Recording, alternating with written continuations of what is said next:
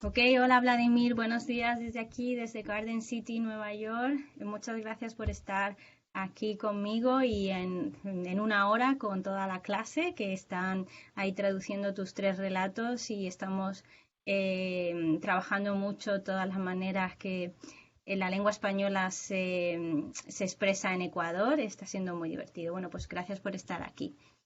Y muchas gracias por la invitación. Saludos desde Oslo. Aquí ya son las 4:30 de la tarde. Y, en fin, bueno que podamos estar aquí en este hilo de comunicación, ¿no? Qué bien, Vladimir. Bueno, nos cuentas un poco de ti, porque había un estudiante que pensaba que no existías, que eras una, no sé si, no Una nos dejó creación. claro si es que estabas muerto o es que eras un fantasma. Entonces, Mm, cuéntanos un poco de ti para que vean que eres una persona de carne y hueso. Sí, no, mi nombre es Vladimir Chávez. Yo nací en Ecuador. Nací en Ecuador, he vivido en Noruega los últimos 16, 17 años. En Noruega he estudiado literatura en países como Inglaterra, como Dinamarca y también en Estados Unidos. En Estados Unidos obtuve una maestría en literatura creativa en la Universidad de Nueva York. Y nada, ahora doy clases de literatura en una pequeña universidad regional que queda cerca de la frontera con Suecia. Y cuéntanos en qué estás trabajando ahora, ¿estás Ujú. escribiendo algún libro? ¿Qué estás haciendo ahora? Sí, sí, con algunos proyectos paralelos. Hasta ahora oficialmente he publicado un libro de cuentos y he estado trabajando mucho con cuentos, que es un poco mi género. Entonces, esperamos, claro, que se publique un par de libros este año. Y también estoy trabajando con una colección de cuentos que confío se pueda publicar el próximo año. También un poco dentro de las temáticas que me gustan, ¿no? Algo de migración, algo de encuentro entre culturas y, en fin, un poco por ahí. Bueno, pues si quieres podemos empezar con las preguntas de mi clase. Perfecto, perfecto. Vamos ahí entonces. Y la primera pregunta es de Suleimar, ¿qué le inspiró a usted a escribir Postales para ciegos?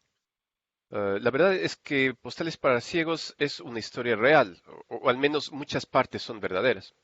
El núcleo de la historia es cierta. Esto es hace muchos años, cuando yo era estudiante en la Universidad en Quito, en Ecuador.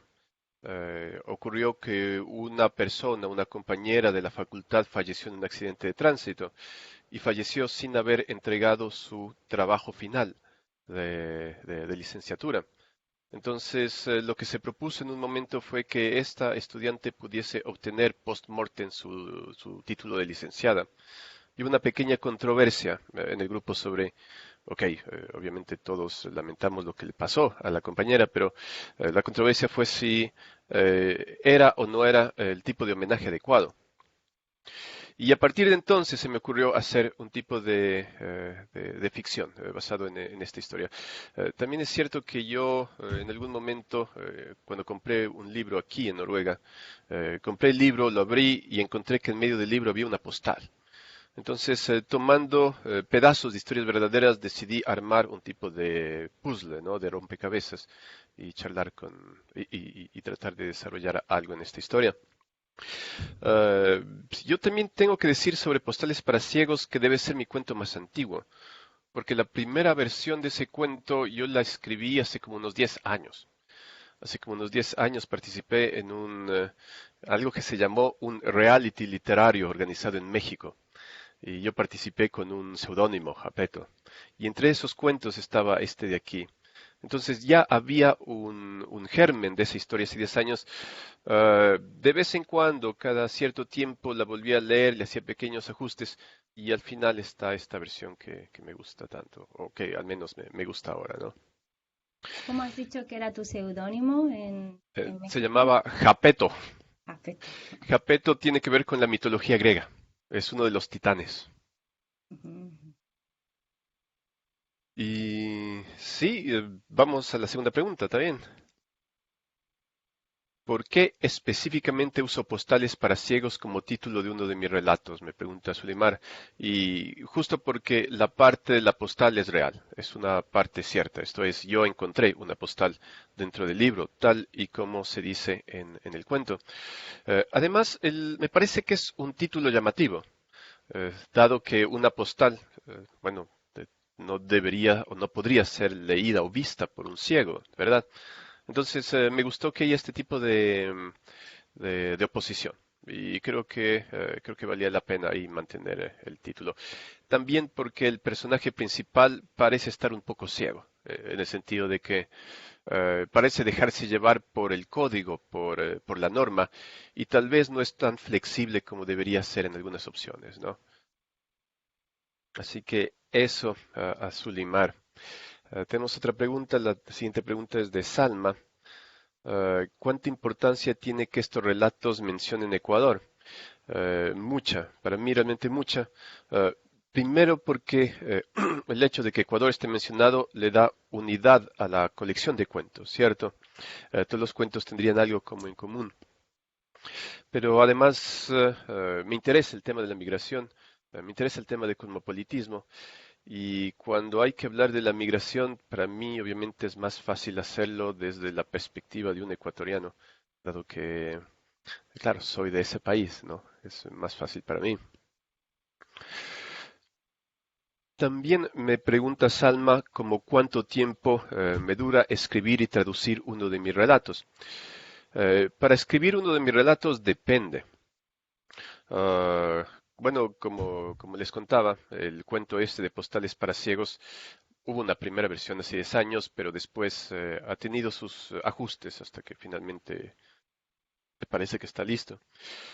Pero pensemos, no sé, en un texto de unas 10 páginas a espacio y medio. Yo el primer borrador lo tendría listo después de trabajar unas 25 o 30 horas, más o menos. Y normalmente lo que hago es trabajar en ese primer borrador, dejarlo descansar, volver al borrador después de al menos un mes o mes y medio, volver a leerlo y comenzar a hacer los ajustes que parezcan necesarios, ¿no? Tengo también una pregunta de Justin. ¿Por qué no incluyó el nombre del hombre en el cuento Postales para Ciegos? Es realmente una interesante pregunta. No lo incluí. En principio no me parecía que fuese necesario incluir el nombre. Hay algunos cuentos donde por la estructura del texto no es necesario tener un nombre. Esto es, los lectores ya pueden saber quién es la persona, quién es el personaje en este caso. Pero la verdad es que tampoco lo incluí porque este dilema moral en el que se encuentra el personaje me parece que puede ocurrirle a cualquiera. El dilema entre seguir un poco el reglamento o ser un poco flexible, apartarse del reglamento por un asunto más bien, no sé, humano, ¿no? Entonces, en este caso es un hombre genérico, ¿cierto? Casi sin necesidad de poner un nombre. También Justin me pregunta cuánto tiempo necesito para escribir un relato como este. Bueno, como les contaba, 10 años. El primer borrador probablemente habrá salido en una semana. Pero como les digo, cambió mucho. Había meses en los cuales no veía el texto, esa es la verdad. O lo veía muy poco y lo dejaba reposar para luego volver a tomarlo. Me pregunta Alexa también, ¿cómo puedo saber si el significado de la historia cambia debido a su traducción? Yo creo que esa es una gran pregunta, en verdad, y desafortunadamente es difícil de responder. Um, de pronto, la manera más práctica es que el autor efectivamente revise la traducción. Esto es algo que no en todos los casos se puede dar por distintas razones, pero viene a ser esta la manera más práctica, ¿no es cierto? Yo lo que supongo que es más difícil de traducir son elementos como la ironía o a veces un tono específico de un cuento. Pero yo entiendo que exista siempre esa preocupación de parte de los traductores. Tal vez el significado de la historia ha cambiado ahora que yo he traducido un texto. Y esa preocupación también estará dentro del autor. Espero que el traductor se haya dado cuenta de este pequeño de este algo que existe en la historia que tal vez es un poco difícil de traducir, ¿no?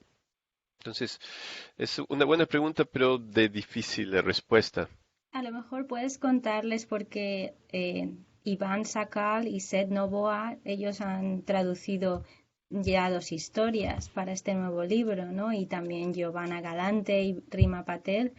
Mm, eh, y tú has revisado esos textos, ¿no? mm. Quizá puedes contarles un poco porque también a partir del 15 de mayo tendrás otros tres textos más Sí. para revisar.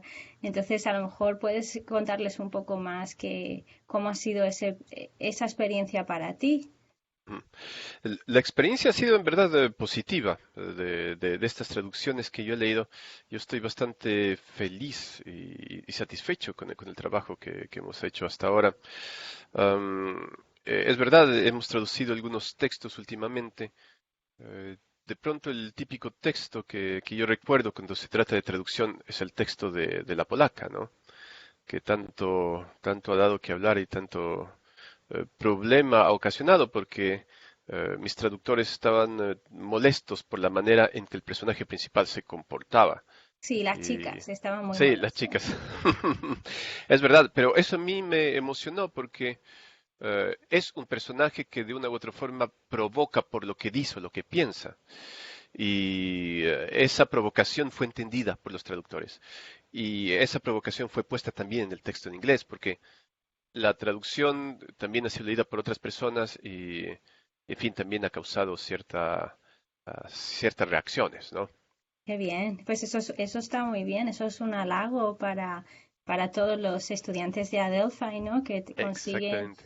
que consiguen sacar cosas. Ahora yo te cuento un poco, todavía no han trabajado en grupos, ¿sabes? Porque es una clase grande y para mí es maravilloso tener a 25 en la clase, pero también a mí me ha supuesto cambiar mi modelo de trabajo. No he podido trabajar tanto en grupo porque son muchos, pero ahora, a partir del miércoles, ya vamos a empezar a trabajar en grupo. Porque, sabes, ha sido como un proceso un poco más largo, ¿no? Y Ya. también no es una clase tan avanzada de traducción como las otras. Ujú. Entonces ya te contaré si alguien está enfadado con algún Muy bien. personaje. Muy bien, muy bien. No, gracias. Mis saludos también a los traductores y que muchas gracias por este trabajo, ¿no? Tenemos también otra pregunta de Alexa que nos inquiere cuál es una manera de evitar errores en la traducción. Como les decía antes, si es posible, hay que entrar en contacto con el autor, ¿no es cierto? Y no tener miedo de preguntar. A veces el autor, en mi caso, yo puedo utilizar algunas frases que pueden ser comunes en un tipo especial de español, el español de Ecuador, o veces muy comunes incluso dentro del español de Ecuador en el área de las montañas, en el área de la sierra. Así que, no sé, si es posible entrar en contacto con el autor, no tener miedo de preguntar, porque tanto el autor como el traductor tratan de hacer su mejor esfuerzo. Y claro, a ambos les interesa que el texto quede lo mejor posible, ¿no es cierto? Ujú, ujú. Me pregunta Estefanía qué inspira mi escritura. Y yo te puedo contestar, Estefanía, que las cosas que yo experimento en la vida diaria, las cosas que conozco, las personas que conozco, lo que a veces me pasa, lo que escucho de primera mano, eso definitivamente me inspira en la escritura. Yo tengo como un documento de Word, una pequeña base de datos donde escribo una o dos líneas de ideas. Y en algún momento, después de unos 2 o 3 meses, miro esa base de datos y me doy cuenta que algunas ideas pueden unirse, ¿no? Como un rompecabezas.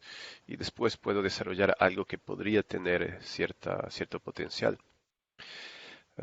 Y eso, escribo un poco sobre lo que me pasa o lo que escucho de primera mano. A veces hay cosas personales en mis historias, algunas más personales que otras cosas.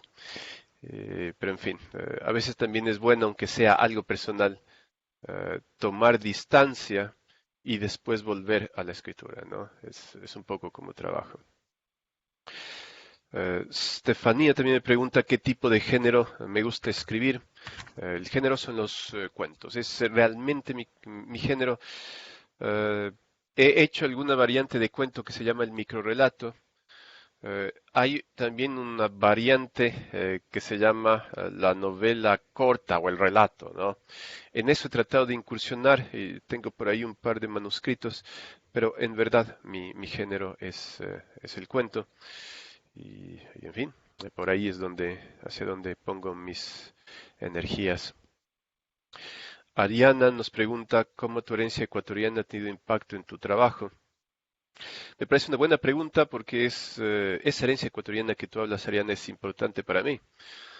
Yo nací en mi país, en Ecuador, a finales de los años 70 y en esa época, igual durante los 80, los 90, cuando yo era joven, era una sociedad bastante conservadora. Yo creo que esa oposición entre esa sociedad conservadora a veces puede encontrarse en mis textos, porque mis textos hablan del encuentro con personas de otras culturas. Yo creo que es importante ese flujo entre culturas que a veces se encuentra. Y en fin, en la actualidad estoy trabajando con un cuento un poco basado en vivencias de juventud, de infancia y juventud, y ahí se puede ver más de estos elementos de esta sociedad ecuatoriana conservadora. También Ariana me pregunta si yo considero mis historias formales o más informales. Yo diría que ambas, Ariana, porque yo diría que son informales en el hecho de que no hablo de epopeyas, ni de grandes hechos históricos, ni nada de eso. Pero tal vez sí son formales porque hablo de temas que para mí son importantes todavía, lo que es la amistad, el amor, etcétera, etcétera, ¿no? También podríamos interpretar tu pregunta, Ariana, desde el punto de vista del estilo. Y yo creo que ahora estoy apuntando a algo más informal que formal. Creo que si recuerdo bien, la profesora Simon se los puede decir, pero si recuerdo bien, uno de mis antiguos traductores dijo que a veces soy muy wordy, que algunas de de mis textos usan demasiadas palabras para ir al punto. Y tal vez usar demasiadas palabras es algo muy formal. Creo que en ese aspecto me estoy volviendo más informal, ¿no? Y tratando igual de buscar algo más de coloquialismos en los diálogos. Mm, tenemos también una pregunta de Estefanía, ¿qué inspiró el tema de mi historia, Tiempo de Gracia? En verdad, igual que todas estas otras historias que tienen un poco o mucho de algo autobiográfico, de algo que me pasó. Esta es una historia efectivamente autobiográfica y es una historia que de una u otra forma yo la viví con un buen amigo mío, Pablo, que aparece en una de las historias del primer libro. Resulta que por entonces yo tenía una novia y le quería dejar como a medianoche en el buzón de su casa una carta.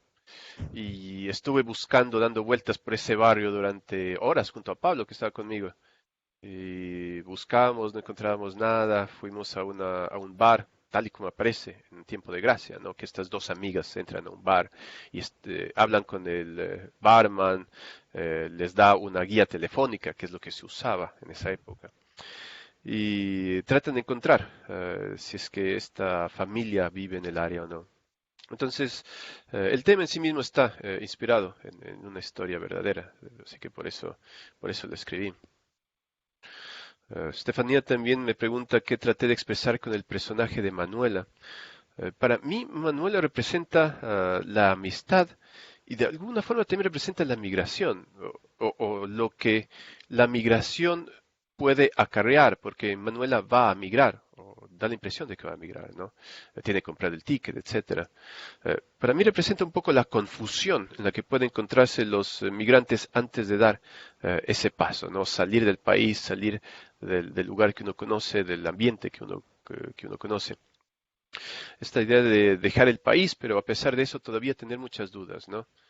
Um, el cuento, como les digo, está inspirado en hechos reales, en un amigo, aunque creo que Manuel en específico tiene características tanto de mi amigo como características mías. Estefanía también me pregunta si usted se identifica con uno o más de uno de tus personajes en tu libro. ¿Quiénes? La verdad, Estefanía, de una u otra forma yo suelo identificarme con los protagonistas. Eso es lo común, aunque no es una regla que siempre se aplique. Con los protagonistas, no importa si son hombres o mujeres, ellos o ellas suelen tener algo mío, aunque sea un poquito. Las dudas, las debilidades están un poco en esos personajes. Supongo que algunos de ustedes han trabajado con el cuento Adiós a Chunchi, y a mí me gusta el personaje principal de ese cuento, porque es un personaje que vive en las nostalgias, de los recuerdos del pasado. Él ya no está viviendo en Ecuador, está en otro país, y él está viviendo un poco del recuerdo. Y yo creo que tengo esa característica que, bueno, no siempre es tan positiva, ¿no? María me pregunta qué es lo que inspira tus relatos, tu literatura. La realidad. Como les contaba antes, las cosas que me pasan, las cosas que escucho, las cosas que yo mismo puedo vivir, ¿no es cierto? A veces puede ser que las deforme un poco, porque al fin y al cabo lo que yo hago es literatura, no autobiografía, pero es la realidad de primera mano lo que me inspira. Y con lo que Eh, estás diciendo, tú puedes contarles un poco qué es la diferencia, ¿no? Entre la autobiografía, si hubieses escrito un texto, un relato autobiográfico, y lo que tú estás escribiendo, que es ficción de la realidad. ujú. Sí, sí, es verdad. Si esto que les he mostrado fuese una autobiografía, debería existir un tipo de contrato entre el lector, el autor y el lector. Y estos textos no deberían ser llamados cuentos, porque cuentos implica un tipo de invención, y deberían ser llamados justamente una autobiografía o memorias, ¿no? En ese momento el lector sabe que el tipo de material que tiene en sus manos es, bueno, en el caso de las memorias es un material real, objetivo, entre comillas. En el caso de los cuentos es un material de ficción. Y es importante este contrato tácito, no escrito, entre el lector y el autor, porque es un contrato de confianza. El lector sabe a qué atenerse cuando tiene estos textos. Cuando ustedes leen un texto periodístico, ustedes leen un texto en el New York Times, ustedes van a suponer que lo que dice el texto es verdad, ¿cierto? Porque existe este contrato contrato no escrito entre quienes son periodistas en este caso y ustedes como lectores. Entonces, de todas formas, para mí es importante escribir cosas basadas en la realidad. Primero, porque estas cosas basadas en la realidad me permiten profundizar un poco más en emociones y sentimientos que yo he tenido con esos eventos. Y también eso me permite ser un poco más verosímil. Cuando yo escribo, tal vez es un poco más fácil de creer lo que escribo porque son cosas que me han pasado a mí o a gente que está a mi alrededor. Así que es por eso importante para mí basarme en el aspecto de la realidad. Sí, ¿tenías una pregunta? ¿No? No, ya está, Ok, sigue, sigue. chévere. Bien, entonces tengo otra pregunta. Esta es de María también. ¿Qué consideras que es lo más difícil de traducir? Bueno, yo supongo que tal vez la ironía, ¿no? Tal vez la ironía sea algo más difícil de traducir. Y también los juegos de palabras, obviamente. Aunque lo normal es que en mi caso yo no suelo escribir mucho ni de juegos de palabras ni de ironía, pero claro, siempre depende un poco del caso. Habrá momentos en que otro tipo de material sea difícil de traducir, aunque no se trate ni de ironía ni de juegos con palabras. Mateo me pregunta cómo describiría mi proceso de escritura. Yo te puedo decir, Mateo, que es un proceso disciplinado. Es disciplinado pero lento. Lo que yo normalmente hago es trabajar una hora diaria, de lunes a viernes. Trato de hacerlo. Tengo en la actualidad un proyecto para escribir 5 cuentos. Bueno, de lunes a viernes son 5 días. Cada día tengo un cuento distinto. Lunes es uno, martes es otro, miércoles otro, de tal forma que también mi cabeza no se está enfocando en una sola historia o en un solo argumento. Una hora diaria es muy poco, pero si uno es disciplinado, al final termina siendo bastante. Así que yo no soy como tal vez otros escritores sí lo son, que esperan que llegue la inspiración o la musa para escribir. Yo necesito un poco de disciplina y tengo que entender también esto de la escritura como un tipo de trabajo, ¿no? Trabajo constante. Mateo me pregunta también si incorporo aspectos de mi vida propia en mis relatos. Y sí, Mateo, siempre incorporo cosas o elementos de mi vida propia. Incluso en algún pequeño relato que yo hice sobre ciencia ficción, algo ahí de mi vida propia estaba.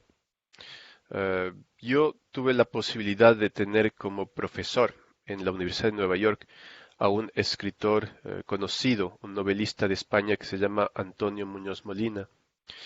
Él solía decir algo sobre esto de escribir. Él decía que los escritores no escriben lo que quieren, sino que escriben sobre lo que pueden. Y yo creo que es verdad. Yo creo que es difícil escribir sobre algo de lo que yo no conozco. Para mí es mejor escribir algo de lo que conozco, y por eso debo incorporar aspectos de mi vida en mis relatos. Mateo también me pregunta de qué género son mis relatos. Bueno, depende un poco, diría yo, por la temática. Normalmente diría que se trata de un género realista, ¿no? Urbano realista. O sea, muchas de estas historias efectivamente pasan en ciudades. Pero por la extensión, te puedo decir que a veces tengo microrelatos. Parece que en inglés se llama flash fiction o short fiction, ¿no? Y últimamente he tratado de incursionar en los cuentos largos, es decir, en relatos o lo que se llaman novelas cortas. Así que, pero en general los cuentos son mi área y pues, solamente un poco de diferencia en cuanto a la extensión, ¿no? Tenemos una pregunta de Moria. Si alguien quiere Moraya. aprender, Moraya, perdón, compañera Moraya, si alguien quiere aprender más de la traducción, ¿por dónde empieza? Me pregunta Moraya. Bueno, si es sobre el proceso de traducción, Moraya, la verdad es que no estoy muy seguro porque no conozco mucho sobre los teóricos que trabajan con la traducción. Pero a mí me parece, como les decía antes, que es importante que se establezca un tipo de diálogo entre autor y traductor.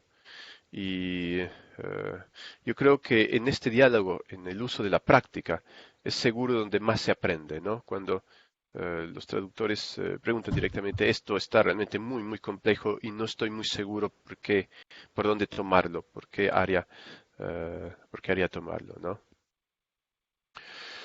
Moraya también me pregunta cuál obra mía es la que más me gusta. A mí, Moraya, bueno, lo mejor suena como un cliché, como un leitmotiv, pero a mí me gustan todas. No sé si ustedes han escuchado esto que se dice que un texto es como un hijo para un autor. Los cuentos que yo escribo son como hijos míos, ¿no es cierto? Y no podemos decir que un hijo es más bonito que otro hijo. Sí, a mí me gustan todos los hijos. Pero hay además algo adicional. Yo no permitiría que un cuento mío fuese publicado si yo no estoy 100% seguro de que ya está listo. Porque sería como tener un hijo que ha nacido sin cabeza, ¿cierto? Y eso yo no puedo permitirlo. Así que trato de que el texto esté lo más afinado posible y cuando ya está listo, entonces es el momento de publicarlo. Y por eso me siento feliz y me gusta que el texto esté ahí, ¿no es cierto? Eh, en fin, son obras de uno, ¿no? Es un poco cómo funciona. Tengo una pregunta de Jocelyn, que es ¿cuál es la parte más difícil del proceso de traducción? Yo supongo que tal vez sea romper esa barrera entre autor y traductor, ¿no? la posibilidad de encontrar una voz única que sea la voz uniforme, tanto en el texto original como en el segundo texto, el texto traducido. Y como les decía antes, si el traductor tiene dudas sobre un pasaje específico, puede entrar en contacto directo, y si puede entrar en contacto directo con el traductor, con el autor, habría que hacerlo, ¿no es cierto? Entonces, yo creo que la parte más difícil de ese proceso es, siempre va a haber desafíos, siempre va a haber obstáculos, ah, y en esos momentos yo creo que los traductores se convierten un poco en creadores también, un poco en autores ellos mismos, buscando la manera más adecuada de que se mantenga el espíritu del texto, ¿no?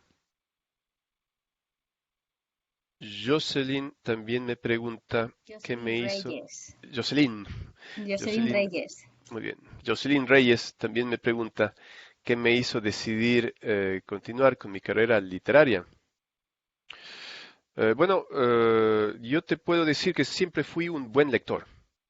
Esto es desde pequeño, ¿no? Era mi hobby. Mucha gente quiere ser, qué sé yo, cantantes o futbolistas. Yo lo que quería era leer y escribir. Y creo que al final está bien, ¿no es cierto? Porque debemos finalmente seguir nuestros sueños. Entonces, como mi hobby es realmente leer y escribir, me siento privilegiado ahora porque puedo continuar cultivando estas actividades. Entonces, desde pequeño supe que la carrera con las letras iba a ser más o menos mi camino, lo que era mío, ¿no? Eh, Tengo también una pregunta de Laura que me inquiere qué te motivó a escribir estas historias. Yo te puedo decir, Laura, que un poco algunos aspectos o pasajes de mi propia vida, ¿no es cierto?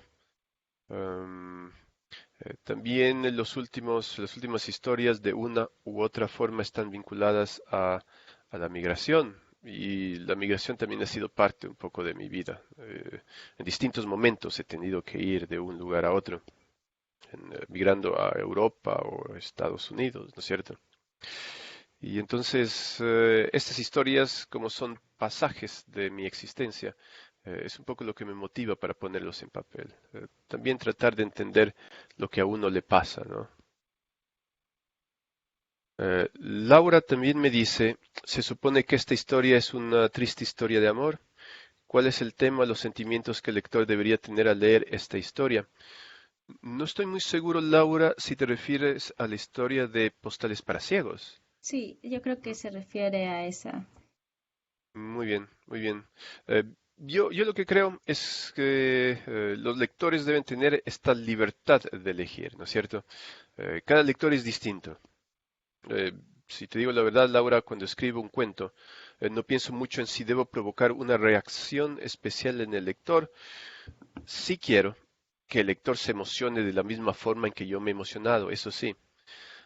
Que encuentre las partes de pronto tristes, que yo encuentro tristes, o las partes alegres que yo encuentro alegres, o las partes de tensión, cuando hay algún texto vinculado con eso, porque eso significaría que mis estrategias comunicativas han funcionado. Sin embargo, los lectores son distintos y cada lector podría tener una reacción diferente con esta historia. Um, yo creo que hay suficientes razones como para que el lector se sienta un poco triste al final, ¿no? Al final de leer esta historia. Pero, en fin, no quisiera guiar las decisiones que tome el lector. El lector puede tener una interpretación distinta del texto. Eh, Laura también me dice que al traducir la historia, prefiere mantener el lenguaje coloquial o más formal en su opinión. Yo creo que depende, Laura, y es también una buena pregunta porque pensemos, por ejemplo, si el original tiene un lenguaje coloquial, ah, pues de pronto habría que tratar de poner un lenguaje coloquial también en el texto traducido, en el texto en inglés. Pero depende también del contexto. Fíjate, Si es que el lenguaje coloquial en inglés que se pone es un inglés coloquial de algún vecindario de Queens, pero la historia pasa en Quito, en Ecuador.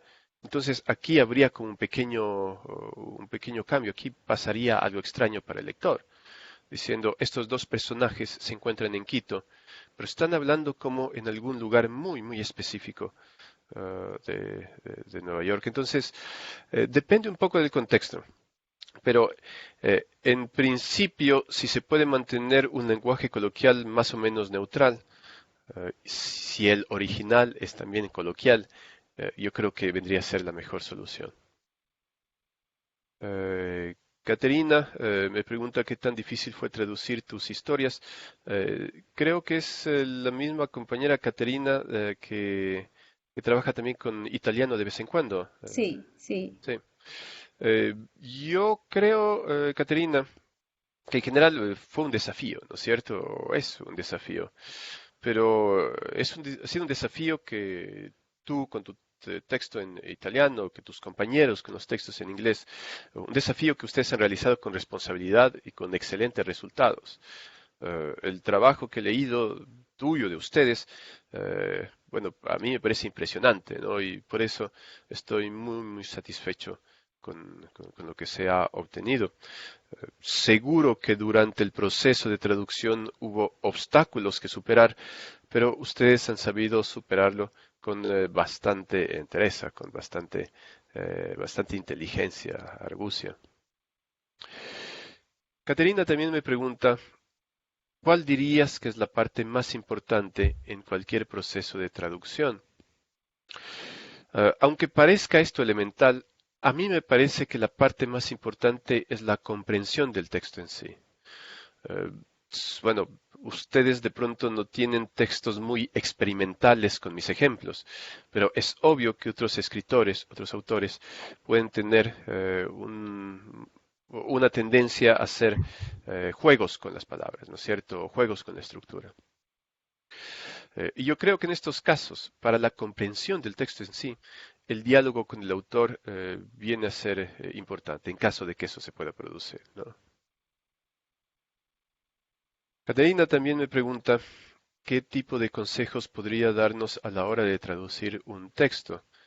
Em, Como te contaba, el diálogo con el autor, ¿no es cierto? El diálogo con el autor en caso de duda y asegurarnos de que hemos comprendido el texto, de que el texto tiene unas intenciones y que nosotros hemos captado esa intencionalidad del cuento o del poema o de la novela. Eh, Iván nos pregunta, ¿dónde te gusta escribir? Cuéntanos. Y para responderte, Iván, yo para eso tengo que contestarte, perdón, no solo dónde me gusta escribir, pero también cuándo.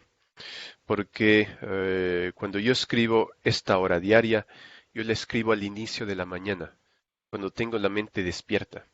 A veces escribo antes incluso de ducharme, porque vengo con ganas y quiero enfocarme en un texto y tengo la mente despejada.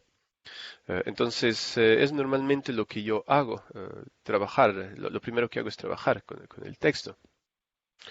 También te puedo decir, a veces trabajo aquí en casa, a veces trabajo en mi oficina, a veces voy a una cafetería temprano, ¿no? Y llevo mi laptop y tengo un par en inglés creo que se llama writing partners o compañeros de trabajo. Esto es, hay otros compañeros que están trabajando con sus propios textos, ellos llegan con su laptop, nosotros nos sentamos, charlamos un rato, trabajamos una hora, hacemos una pausa a tomar café o té, charlamos sobre lo que estamos escribiendo y volvemos después a escribir.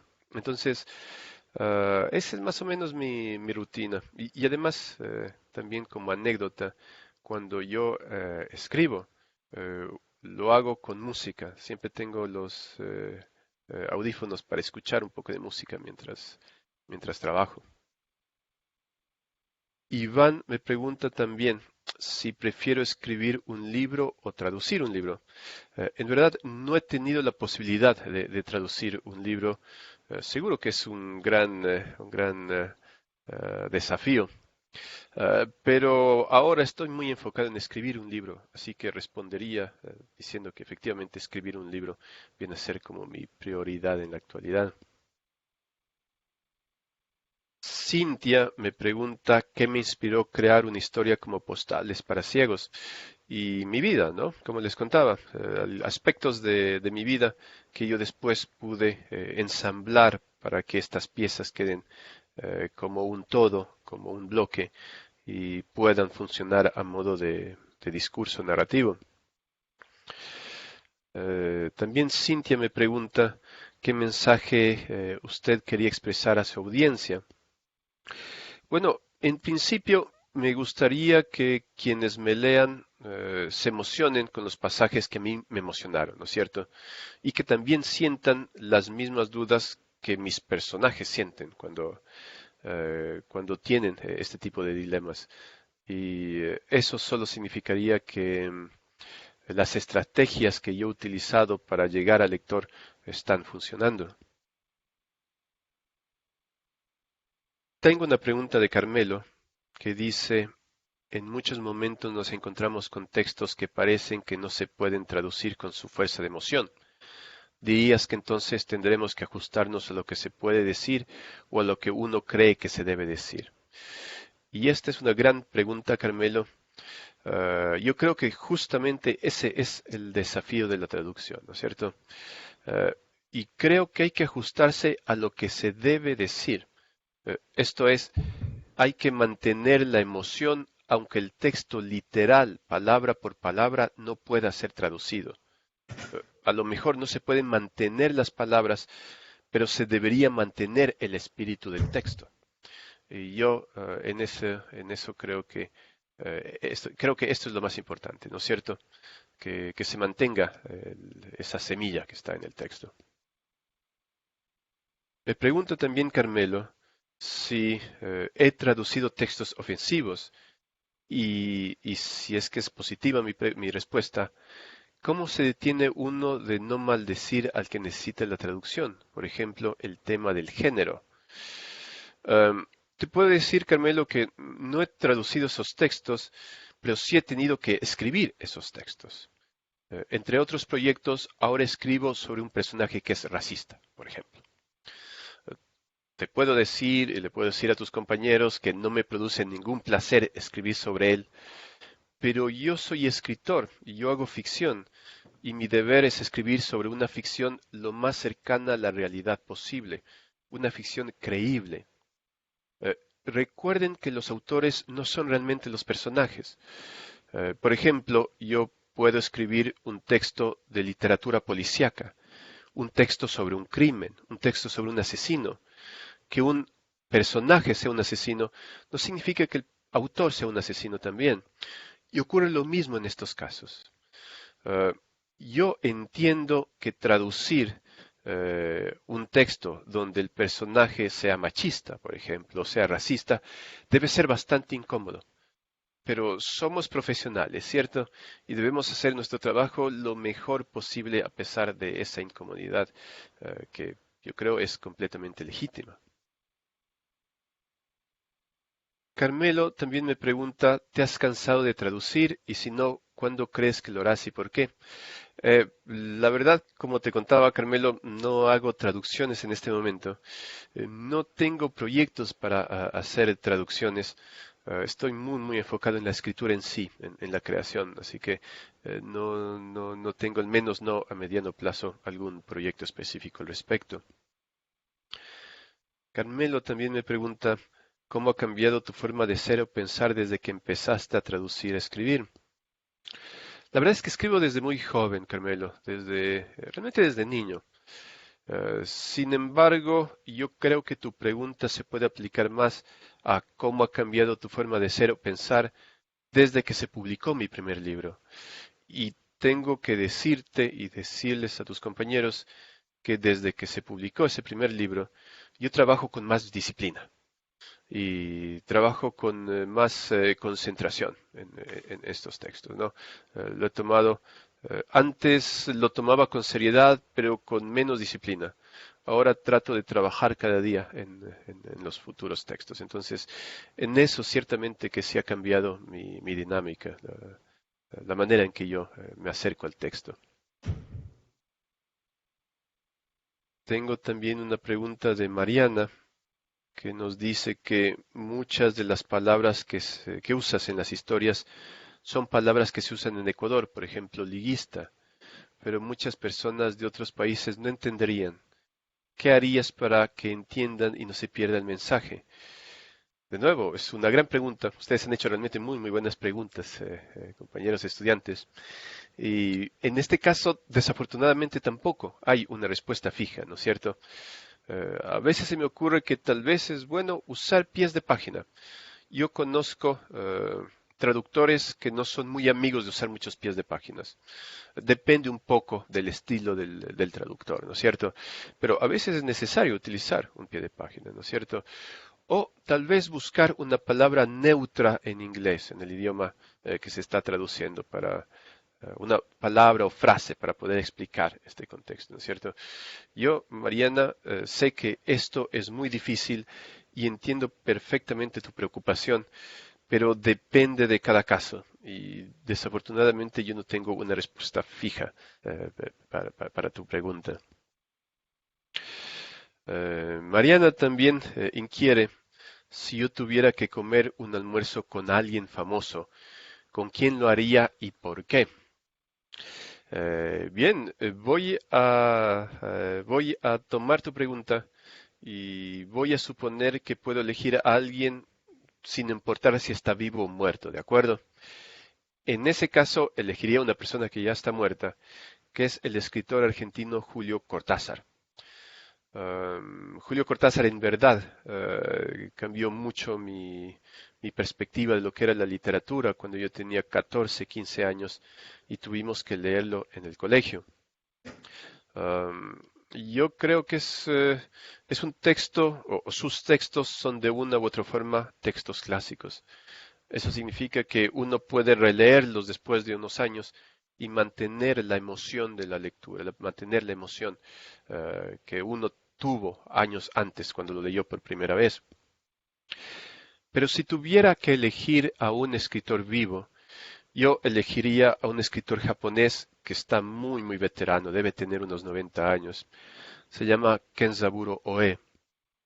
Kenzaburo Oe obtuvo el Premio Nobel de Literatura a inicios de los 80, me parece.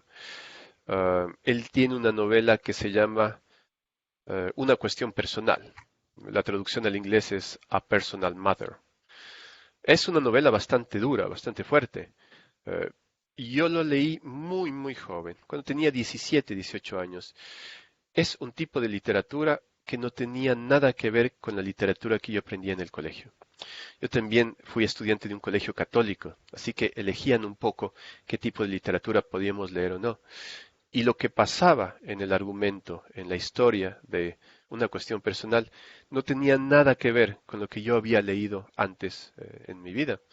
Y eso en verdad fue un cambio, porque muchos de los principios que se incluyen en esta novela, los dilemas de los personajes, lo que es bueno o malo, esto estaba en una área muy, muy gris.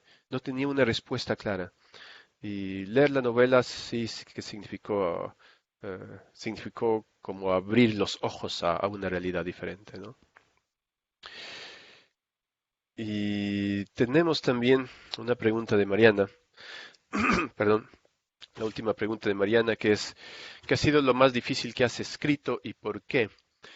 Te cuento, Mariana, y les cuento a ustedes, queridos estudiantes, que yo he terminado de escribir una novela corta que trata sobre la guerra de los Balcanes. Los Balcanes es una región en Europa y hubo una guerra en la década de 1990. Ahora ustedes han escuchado seguramente de países como Croacia, Serbia, Montenegro, Bosnia. Todos esos países eran un solo país hasta 1990. Ese país se llamaba Yugoslavia. Yo escribí una novela corta sobre ese país porque, como ustedes saben, yo soy un extranjero que vive aquí en Noruega y como extranjero que vive en Noruega, yo tuve que vivir en una residencia de estudiantes. Esto es, tenía que compartir la cocina con personas de otras partes del mundo. Y lo hice durante varios años. Y entre esos estudiantes con los que tenía que compartir, hubo gente que había estado, de una u otra forma, había vivido lo ocurrido durante esa guerra. Y yo escuchaba sus historias y tomaba apuntes. Y yo sabía que estos apuntes en algún momento me iban a servir para hacer una historia. Así que escribí esta historia sobre la guerra de los Balcanes. Ustedes saben las cosas horribles que pueden ocurrir en una guerra. Y mi narrador, la persona que cuenta esta historia, no puede ocultar esas cosas horribles tampoco, porque la guerra es así. Así que hubo momentos, hubo pasajes en este libro que he escrito donde yo tenía que ser preciso sobre ciertos detalles que no son agradables de contar. Y yo, la verdad, no disfruté escribiendo esas partes, pero sabía que era mi obligación escribirlas. Así que esas partes sin duda son las más, perdón, las más difíciles que me ha tocado escribir. Ok, muy bien. Vladimir, muchas gracias. Qué bien. ¿Quieres contarles alguna cosa más a los estudiantes? Em, ¿Algo que quieras añadirles? ¿Algún consejo para trabajar en grupo con tus tres relatos? No, nada, agradecerles, ¿no? Agradecerles por estar vinculados a este proyecto, un proyecto en el que yo me siento orgulloso de poder trabajar con la profesora Simon, con ustedes. Y nada, si necesitan algo, si tienen alguna pregunta, pueden contactarme sin ningún problema. Desearles mucha suerte y seguro que este proyecto va a salir bastante bien al final. Ok, muchas gracias, Vladimir. Gracias.